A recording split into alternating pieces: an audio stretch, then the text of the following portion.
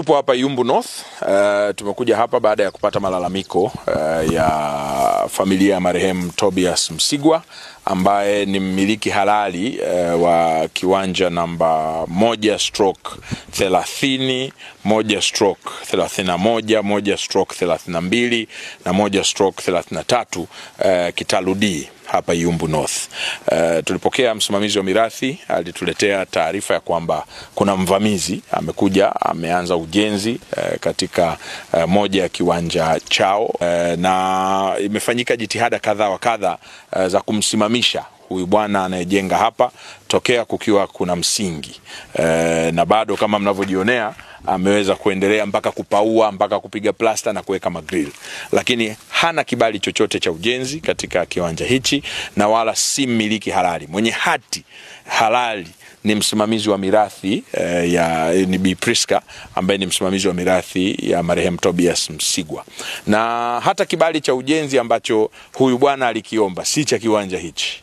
Aliomba kibali cha ujenzi wa kiwanja kile kule. Kwa amefanya kwa makusudi ujenzi katika eneo ambalo si lake. Sasa mimi nimtake mkurugenzi wa jiji la Dodoma kuweza kuchukua hatua za haraka za kuja kuvunja nyumba hii na kumkabidhi msimamizi wa mirathi ya marehemu Tobias Msigwa kiwanja chake ambacho ndio mmiliki halali. Nitoe rai kwa watu kuacha kuvamia maeneo ya watu ambayo yana umiliki halali na nyaraka halali katika jiji letu la Dodoma. Kumekuwa kuna tabia hiyo ya watu kuingia kwenye maeneo na kuanza ujenzi bila ya kuwa na kibali, bila ya kuwa na nyaraka yoyote ya umiliki. Sasa hili ni eneo halali la mama huyu ambaye ndio msimamizi wa mirathi, na mimi leo nimekuja kumkabidhi kiwanja chake. Juu ya nyumba hii mkurugenzi wa jiji ndio alishughulikia kwa haraka, lakini kiwanja hichi hapa ni kiwanja halali cha mama hapa ambaye ni msimamizi wa mirathi ya marehemu Tobias Msigwa. Mgogoro wa kuvamiwa hapa nimeugundua 2021.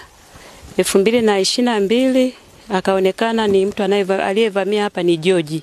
Baada ya kugundua na kujiridhisha watu wa jiji kwamba ni haki ya kwangu, ni haki ya Tobias Msigwa, ilibidi atolewe barua ya kusimamishwa ujenzi, lakini alikaidi.